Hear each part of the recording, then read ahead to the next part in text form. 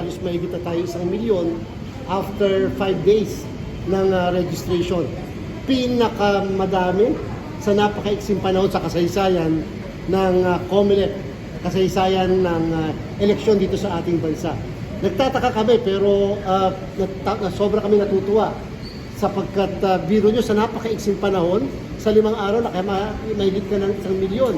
Wala pang ganon sa ating kasaysayan. So hanggang kagabi nga, doon sa mga ibang lugar, kahit na kinakat short na namin yung mismong pagpaparehistro, nagagalit na yung mga ibang mga kababayan natin. Kasi gusto nila ituloy-tuloy pa hanggang gabi. Kaya lang, yung ibang registration kasi halimbawa sa malls, meron kasi silang oras.